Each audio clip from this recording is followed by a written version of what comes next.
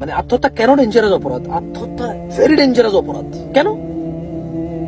পৃথিবীতে অপরাধ যেটাই হোক মানুষের ক্ষমা চাওয়ার সুযোগ আল্লাহ দেয়। বেঁচে আছে মানে ক্ষমা চাওয়ার সুযোগ আছে। ক্ষমা করবে করবে না এটা আল্লাহর ব্যাপার। ক্ষমা হয়েছে হয় না আমি জানি না, আল্লাহ জানে। বাট মৃত্যুবরণ করার পর একটা আমলনামা হাতে আসবে, বুঝবো। বাট আপনার জীবনের নিঃশ্বাস, শেষ নিঃশ্বাসটাই যদি হয় অপরাধের, তাহলে এই অপরাধের ক্ষমা চাওয়া যায় না। তাহলে আত্মহত্যাকারী যদি বিলিভ করে যে আখেরাত আছে, জাহান্নাম জান্নাত আছে, তাহলে সে যে কষ্ট থেকে বাঁচার জন্য আত্মহত্যা করবে, তার তো ওখানে স্টার্টই হবে কষ্ট দিয়ে। এবং এই কষ্ট তো কোনো শেষ নাই, কারণ সেটা মাপ চাইতে পারবে না এই কষ্টের জন্য। সে তো নাই পৃথিবীতে। হাসরের মাঠ পর্যন্ত হবে এই কষ্ট, বিচারের দিন পর্যন্ত হবে এই কষ্ট। বিচারের দিন বিচারের সম্মুখীন হবে, আল্লাহ বিচার করবে, ক্ষমা করবে, ক্ষমা করবে না আল্লাহর ব্যাপার। আল্লাহর দয়া, আল্লাহর রাগ, এটা আল্লাহর বিষয়। আমরা কেউ এখানে হস্তক্ষেপ করার ক্ষমতা রাখি না, অধিকার রাখি না, অনুমান আর আন্দাজও করার ক্ষমতা রাখি না, যোগ্যতা রাখি না, এবং কোনো অপশন নাই আমাদের কাছে।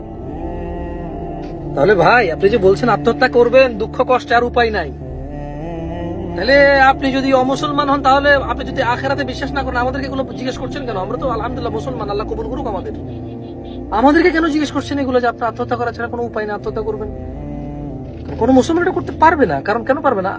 মানে এটা তো তার আখিরাতের প্রতি বিলিফের মানে কোনো অস্তিত্ব দেখা যায় না এখানে। আর আত্মহত্যা করা কবিরা গুনাহ। আমি বলছি না যে আত্মহত্যাকারী কাফের, আত্মহত্যাকারী মুশরিক, এসব আমি ফতোয়া দিচ্ছি না আপনাকে।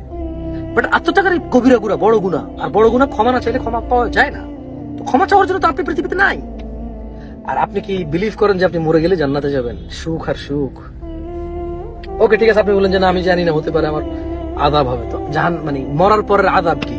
পৃথিবীর আযাব কেউ আপনাকে ঘুষি দিছে, আপনাকে একটা কিছু বলছে, মনে কষ্ট, আপনি বের হতে লজ্জা পান, কেউ আপনাকে গালি দিচ্ছে, আপনাকে বিভিন্ন কথা বলতেছে, কটু কথা বলতেছে, আপনাকে তিরস্কার করতেছে, মস্কারি করতেছে, ঠাট্টা বিদ্রুপ করতেছে আপনাকে নিয়ে, খুব খুব যন্ত্রণা আপনার, বুঝলাম। মৃত্যুর পর আখিরাতে আপনি বিলিভ করেন, ওখানে আযাবটা কি? ওখানে আযাব তো আগুন, আগুনে পুড়ে ফেলার। ওখানে আযাব রক্ত, পুজ, এগুলো হবে খাদ্য, কাটা হবে খাদ্য, উষ্ণ পানি হবে খাদ্য, উত্তপ্ত অগ্নিকাণ্ডে নিক্ষিপ্ত হবে মানুষ ওখানে। হ্যাঁ, ওখানে মানুষ মরবেও না, বাঁচবেও না।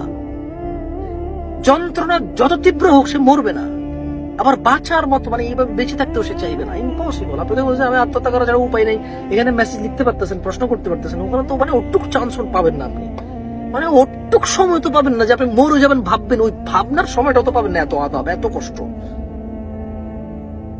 আমি অনুরোধ করবো এই ধরনের বোকামি কাজ করবেন না। মৃত্যু তো নিশ্চিত। আপনি পারলে এটা বলেন যে আপনি মরবেন না, আপনি সারা জীবন বেঁচে থাকবেন।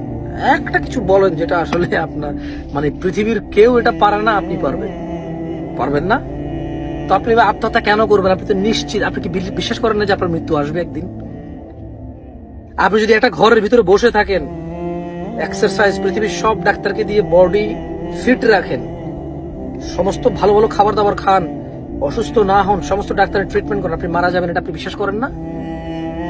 মৃত্যু যেদিন আপনার আল্লাহ, যেদিন আপনার এই পৃথিবীর শেষ লিখে রাখছে, আপনার মৃত্যু আপনার সাথে দেখা করবে, সাক্ষাৎ করবে, মৃত্যু এসে আপনাকে মানে আপনার সাথে সাক্ষাৎ করবে, এটা আপনি বিশ্বাস করেন?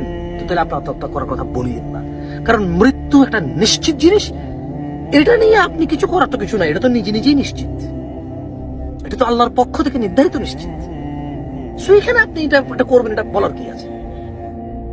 দরকার নাই এসব কবিরা গুনাহে জড়িত হওয়ার, যে গুনার ক্ষমা চাওয়ার আর সুযোগ নাই।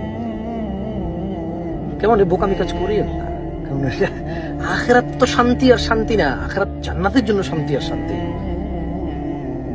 আর অপরাধের জন্য তো আখিরাত আযাব আর আযাব। আল্লাহ আমাদেরকে মাফ করুক, বুঝার তৌফিক দান করুক। আসসালামু আলাইকুম ওয়া রাহমাতুল্লাহি ওয়া বারাকাতুহু।